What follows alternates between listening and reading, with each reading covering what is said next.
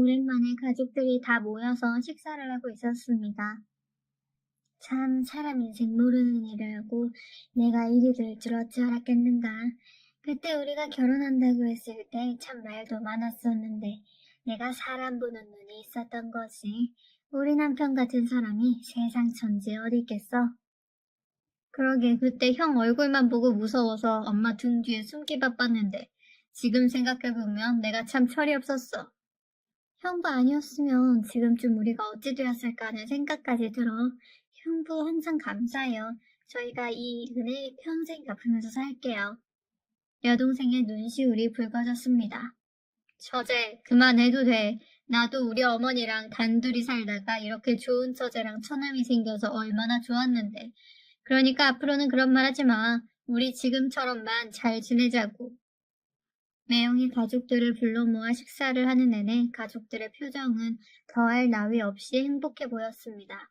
그런 모습을 보며 문득 우리 삼남매가 살아온 인생이 마치 어제 일처럼 머릿속을 스치고 지나갔습니다.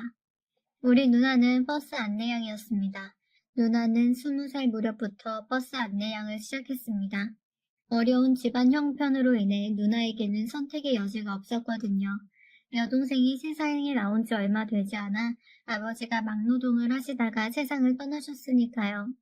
결국 저는 학교를 다니다 그만두고 공장에 취직을 해서 돈을 벌었는데 얼마 뒤 누나는 식모살이를 하겠다며 서울로 올라갔고 그곳에서 한동안 일을 했습니다. 그런데 식모살이 하던 곳 주인집 여자가 그렇게 악독했다고 합니다. 결국에는 참다 얼마 뒤 누나는 아는 사람의 소개로 식모살이를 그만두던 무렵부터 버스 안내양을 하게 되었습니다. 그때 당시 누나가 할 수 있는 일은 많지 않았으니까요. 이 누나가 돈 많이 벌어서 올 테니까 니들 돈 걱정은 하지 말고 공부 열심히 해야 한다. 그래야 나중에 서로 안 받고 살 수 있어. 누나가 동생과 저를 지그시 바라봤습니다. 그래봤자 누나와 제 나이가 3살 차이였는데 저는 그때 고등학생이었고 누나는 이제 막 20살이었습니다. 누나 덕분에 고등학교까지 다니고 있는데 나도 학교 졸업하면 바로 취업할게. 그때까지만 기다려. 제가 미안한 듯 누나를 바라봤어요. 쓸데없는 생각하지 말고 공부나 열심히 해. 그래야 누나가 고생한 보람이 있지. 니들은 다른 생각하지 말고 공부나 열심히 해. 누나가 단호한 목소리로 말했어요. 그렇게 누나는 서울로 올라가서 버스 안내양을 시작했습니다. 아마도 우리 나이대 분들이라면 버스 안내양이란 직업을 다들 아시리라 생각합니다. 그때 당시 버스에는 버스 안내양이 한 명씩 있었으니까요. 버스 안내양이 있었던 누나는 새벽 5시에 출근해서 밤 늦게까지 일을 해야만 했습니다. 이제 막 20살이 되었던 여리디 여린 누나는 늦은 밤까지 버스에서 일을 했습니다. 가끔 집에 내려온 누나의 말에 따르면 항상 잠이 부족했기에 아침밥을 제대로 먹고 다닌 적이 없었다고 할 정도였어요. 어느 날 집에 내려온 누나는 종일 잠만 자기 바빴는데 잠을 자다가 가끔은 잠꼬대를 하기도 했어요. 오라이 라는 말을 중얼거리기도 했거든요. 누나의 잠꼬대에서 삶의 고단함이 그대로 느껴지곤 했습니다. 평소 내성적이었던 누나는 버스 안내양에 합격을 하자마자 오라이라는 말을 수도 없이 많이 연습했어요. 오라이! 이 말이 안 나오면 어쩌나 그게 제일 걱정이야. 내가 자세히 보니 아주 큰 소리로 말을 해야 하더라고. 오라이! 내 목소리 어떠니? 좀 크니? 누나가 버스를 탕탕 치는 흉내를 내며 힘껏 오라이를 외쳤습니다. 글쎄, 근데 목소리가 조금 작은 것 같은데 버스에 사람이 엄청 많잖아. 그리고 더 크게 해야 할 것 같은데. 오라이! 이 정도는 돼야 하지 않을까? 제가 목청껏 외치며 누나를 바라봤어요. 오라이! 이렇게 하는 거 아니야? 우리 뒤에서 책을 읽고 있던 여동생이 우리를 보며 깔깔 웃어댔어요. 그렇게 우리 셋은 한동안 오라이를 연습하며 얼마나 웃었는지 모르겠습니다.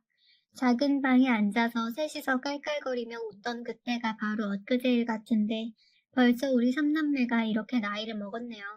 우리 누나는 그렇게 버스에서 오라이를 몇 번이나 외쳐댔을까요? 버스를 탈 때마다 우리 누나가 생각나서 항상 마음 깊은 곳에서 뜨거운 무엇인가가 올라오곤 했습니다. 그리고 항상 불안하고 무섭기도 했어요. 일을 하다가 혹시나 누나가 다치진 않을까 걱정이 되었으니까요. 누나는 그렇게 26살 때까지 버스 안내양을 했습니다. 원래는 20살 중반이 되기 전에 그만둔다고 했는데 우리 누나는 악착같이 조금 더 버텨냈습니다. 그러던 어느 날 갑자기 누나가 버스 안내양 일을 그만두겠다고 말을 했어요. 그래, 많이 힘들었지? 그 일이 어디 보통 일이었겠어. 그동안 네가 벌어서 뒷바라지하느라 고생이 많았다. 이젠 좀 쉬어. 내가 너한테 항상 염치가 없다. 누나만 보면 미안해하시던 엄마가 누나의 손을 꼭 붙잡은 채 눈물을 흘렸어요. 엄마가 잘못한 게 뭐가 있다고 그래. 엄마도 그동안 고생 많이 했잖아. 근데 나 힘들어서 그만두는 게 아니라 사실 결혼하고 싶은 사람이 생겼어. 그래서 그만둔다는 거야. 그리고 나이도 많아서 더 이상 하기 어렵고. 너 사귀는 사람이 있었어? 그동안 아무 말도 안 했잖아. 엄마가 놀란 듯 누나를 빤히 바라봤어요. 결혼이 확실해지면 말하려고 했지. 근데 내가 한동안 지켜봤는데 사람이 아주 성실하고 착해. 뭐 하는 사람인데? 일하다가 만난 거야? 그냥 농사를 꽤 크게 짓는다고 하는데 이것저것 안 하는 농작물이 없는 것 같아. 거기다가 시어머니 되실 분도 좋은 분이시고. 누나는 활짝 웃고 있었지만 엄마의 표정은 심란해 보였어요. 농사 짓는 게 아주 고된 일인데 하필이면 농사꾼이랑 결혼을 하려고 해. 그럼 너도 평생 농사일 해야 할 거 아니야. 지금까지 고생만 했는데 그냥 멀끔하게 차려입고 회사 다니는 사람 만나서 살림만 하면 좀 좋아? 엄마의 얼굴에는 근심이 가득해 보였습니다. 엄마, 나도 뭐 잘난 것도 없잖아. 사실 그 사람 정도면 내 입장에서는 오히려 감사하다고 해야 될 정도지. 네가 잘난 게 왜 없어? 너 정도 인물이면 어디 내놔도 빠지는 인물이 아닌데. 그렇잖아도 저 밑에 동네 방앗간집 아들이 너 마음에 들어한다고 하더라. 나한테 네 안부를 계속 물어보고 있었어. 저번 명절에 길 가다가 너 보고 아주 예쁘다고 소개시켜달라고 했단 말이야. 그 방앗간집 아들은 서울에서 꽤 괜찮은 회사를 다닌다고 하더만. 차라리 그런 집에 시집 가면 좀 좋아? 가만 보니 얼굴도 멀끔하고 사람 참 괜찮아 보이던데. 농사 짓는 게 어때서 그래? 난 그렇게 멀끔하게 생긴 사람 별로더라고. 남자답게 생긴 사람이 좋아. 기생오래비처럼 생긴 사람 진짜 별로야. 누나는 이미 결정을 한 것인지 그 어느 때보다 단호했어요. 근데 어떻게 만난 거야? 옆에서 듣고만 있던 제가 누나를 바라봤어요. 사실 그 사람 어머님이 소개해줘서 만나게 됐어. 라는 말을 시작으로 누나가 이야기를 시작했습니다. 누나의 말을 대략 정리해보면 이랬습니다.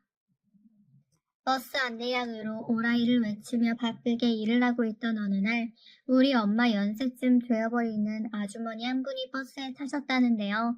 그런데 그분은 평소에도 버스를 자주 다니던 분이셨습니다. 누나뿐만 아니라 버스 기사도 그 아주머니를 다 알 정도였다고 하고요. 그랬던 이유가 있었는데요. 그 아주머니 체구가 굉장히 작았다는데 항상 짐을 바리바리 싸들고 타셨답니다.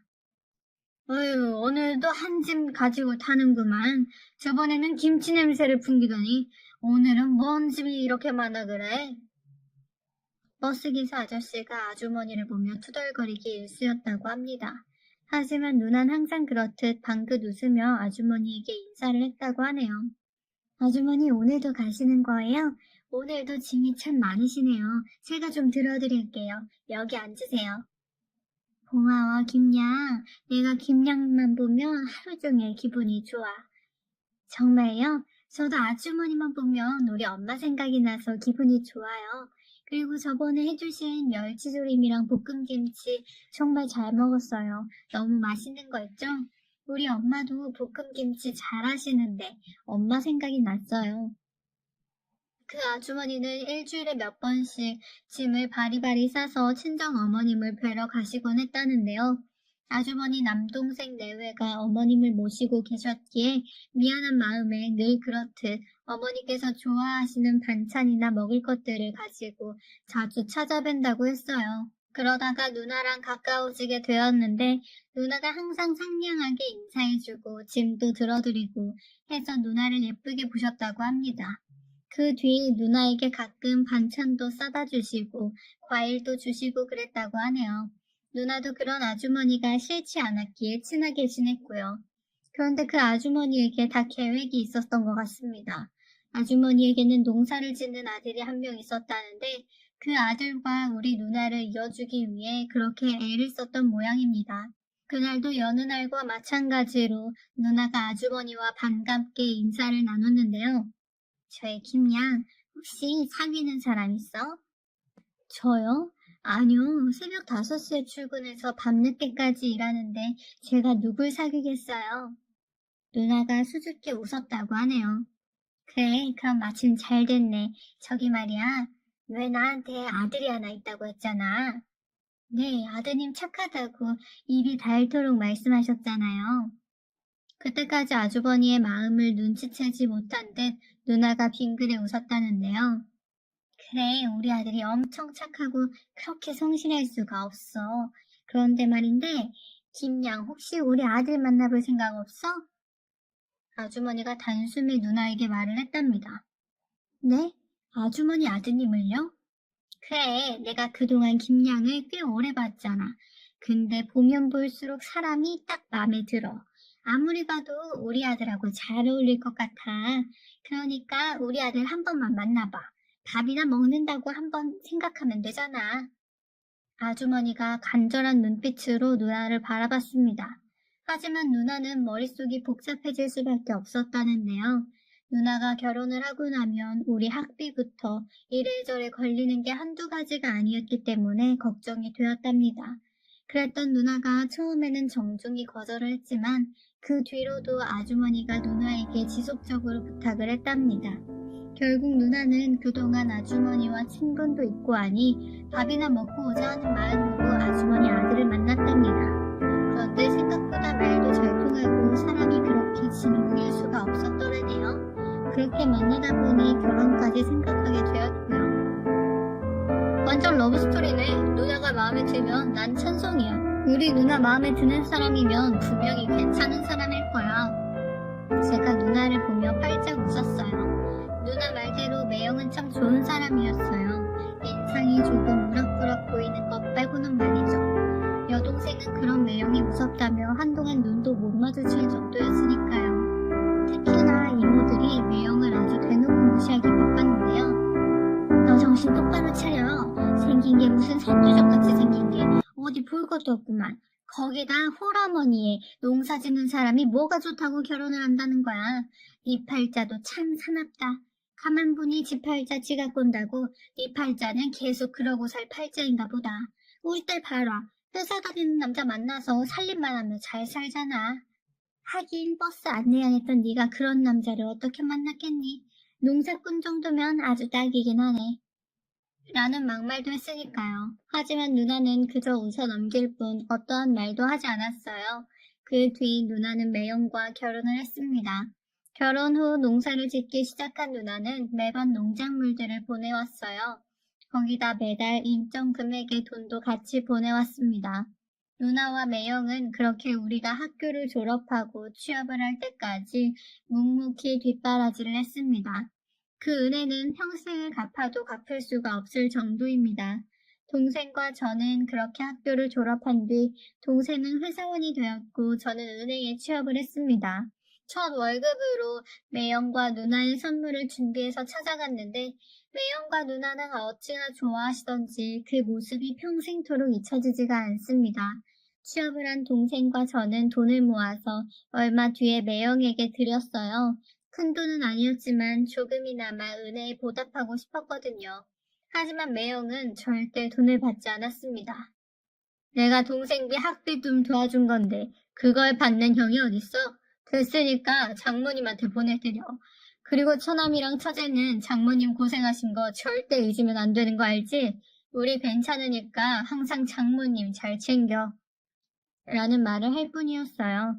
그런데 어느 날 서울에서 살던 이모에게 연락이 왔다는데요.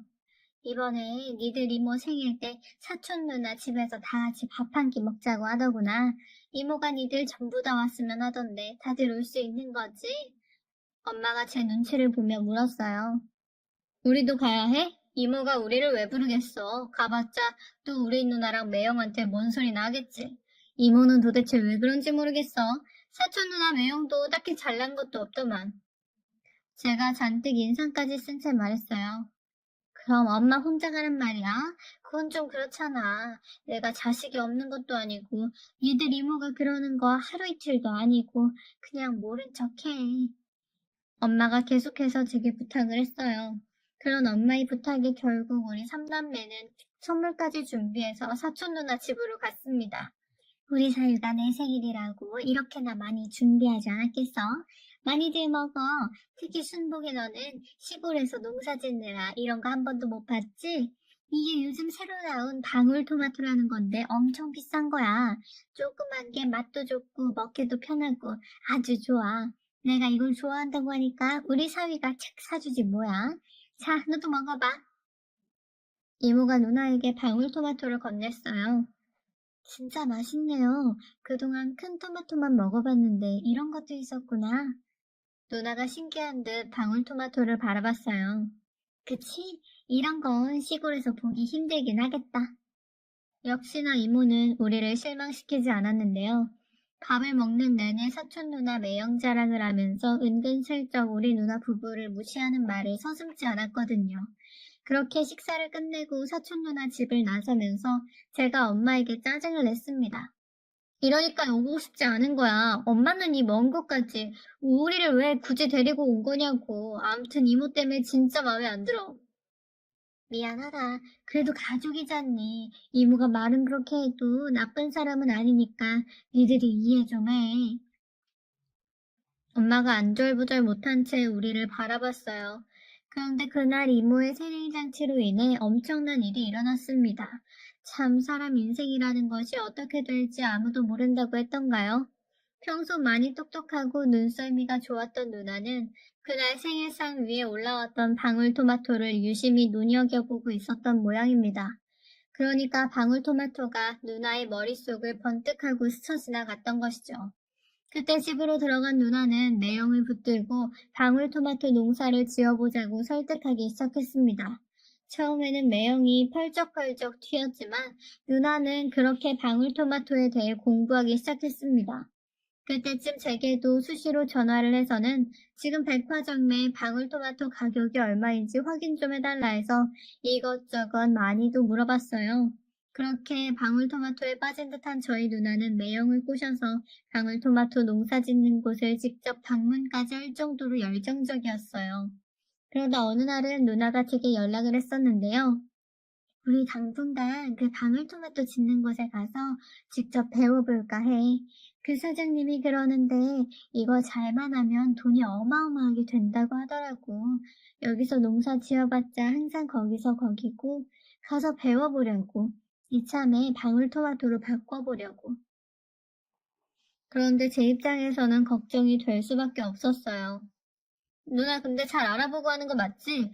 물론 누나가 잘 알아봤겠지만 내 입장에서 걱정이 되는 건 사실이야. 제가 걱정스레 말을 꺼냈어요. 걱정 마. 우리가 그 사장님한테 가서 방울토마토 재배 방법 좀 알려달라고 얼마나 졸랐는지 몰라. 가서 일도 도와드리고 말도 마라. 그랬더니 사장님이 마음을 열더라고. 지금 엄청 잘 도와주셔서 내가 인복이 있나 보다 싶어. 참 좋은 분이셔. 그 사장 눈에 들기 위해 얼마나 많은 노력을 했을지 안 봐도 눈앞이 모습이 그려질 정도였습니다. 우리 누나라면 그러고도 남았을 테니까요. 그 뒤 누나와 매형은 그 방울토마토 재배 농장에 가서 일꾼으로 일하면서 재배 방법을 배워나갔습니다. 우리 누나가 얼마나 꼼꼼하냐면요. 그 줄 쳐진 공책에 사장님이 말씀해 주신 것들을 어찌나 꼼꼼히 메모해뒀던지 그 공책을 보면 제 눈시울이 붉어질 정도였습니다. 낮에는 종일 일을 하고 밤에는 잠도 살친 채 그렇게 정리를 했더라고요. 아버지가 일찍 돌아가시고 엄마와 함께 우리 가족을 책임져야 했던 누나는 항상 절박한 심정으로 세상과 맞서곤 했었으니까요. 그런 누나의 마음이 고스란히 느껴져서 저도 모르게 눈물이 멈추질 않았습니다. 그리고 그 뒤 누나와 매형은 방울토마토 농사를 시작했는데 첫 해에는 실패를 했습니다. 하지만 누나는 실패를 전혀 두려워하지 않았어요. 다만 실패한 부분에 대해 매형과 함께 연구하고 또 연구했습니다. 그리고 그 다음 해부터 방울토마토 농사가 대박나기 시작했어요. 어느 날 제가 매형에게 전화를 했습니다. 매형, 올해는 좀 어때요? 농사는 잘 됐다면서요. 혹시나 농사 잘 안 돼서 돈 때문에 힘드시면 말씀하세요. 제가 회사 다니면서 모아놓은 돈이 조금 있으니까 그거라도 보내드릴게요. 제가 매형에게 걱정스레 물었어요. 참, 그게 무슨 말이야? 우리 지금 대박 났어. 내가 처남한테만 말하는 건데 차 한 대에 가득 실어 보내면 승용차 한 대가 뽑힐 정도의 돈이 생긴다니까? 이거 완전 노다지야, 노다지. 처남, 이렇게 몇 년만 하면 우리 빌딩도 세우겠어. 니네 누나 말 안 들었으면 어쩔 뻔했어? 우리 마누라가 복덩이야, 복덩이. 매형의 목소리가 춤을 추고 있었습니다. 정말요? 잘 됐네요. 정말 축하드려요. 그때 당시에는 방울토마토 농사 짓는 사람이 많지 않았습니다. 그래서 방울토마토를 엄청 비싼 가격에 팔 수가 있었거든요. 누나와 매형은 그렇게 꽤 큰 돈을 벌었습니다. 그러던 어느 날 제가 누나에게 전화를 했어요. 누나, 내가 우리 은행 동료들한테 물어보니 누나 집 근처에 상가가 싸게 나왔다고 하던데 돈 묵혀두지 말고 상가 같은 거 하나 사둬봐. 그래도 여기가 시골이라 나중에 많이 오를 거라고 하더라고. 그래, 그렇게 돈 가지고 있으면 쓰기밖에 더 하겠어? 네가 은행 다닌다니까 그쪽으로 더 잘 알겠지. 네 매형한테 한번 물어볼게. 누나가 큰 관심을 보였습니다. 제가 보기에 우리 누나는 돈복을 타고난 듯 했어요. 그때 누나가 헐값에 샀던 그 상가가 한참 후에 다시 한번 대박을 쳤거든요. 그렇게 우리 누나는 소위 말하는 건물주가 되어버려 벼락부자가 되었습니다. 참 재미있는 게 말이죠. 우리 누나 부부가 벼락부자가 된 것을 보며 이모가 땅이 꺼져라 한숨을 쉬었어요. 사람 일 모른다더니 그 농사꾼들이 벼락부자가 될 줄을 누가 알았겠어. 그때 내가 괜히 방울토마토 얘기를 꺼내서는. 라고 이모가 말을 아꼈는데요. 이모가 얼마나 배가 아팠을지 눈에 훤하더라고요. 그 모습을 보며 엄마가 더 약을 올리셨는데요. 그때 방앗갓집 아들이라고 결혼했으면 어쩔 뻔했어? 그 집 아들 생긴 게 곱상하게만 생겨가지고 허구한 날 바람이나 피고 다닌다고 하더구나. 내가 사람 보는 눈이 이렇게 없어. 엄마가 미안한 듯 매형을 바라봤어요. 거봐, 내가 뭘 했어. 우리 남편처럼 듬직하고 착한 사람이 최고야. 누나가 다시 한번 매형을 치켜 세웠어요. 당신 덕분에 잘 된 거지. 이게 어디 내가 잘나서 그래 된 건가? 매형이 쑥스럽다는 듯이 누나를 말렸어요. 그렇게 우리 가족은 한동안 도란도란 얘기를 나눴는데요. 분명 얼마 지나지 않은 것 같은데 세월이 어찌나 손살같이 지나간 건지 모르겠습니다. 우리 삼남매는 아직도 그때 그 추억이 떠오르곤 하는데요. 지나가는 버스를 볼 때마다 버스에서 오라이라고 외치던 누나의 모습이 잊혀지지가 않습니다.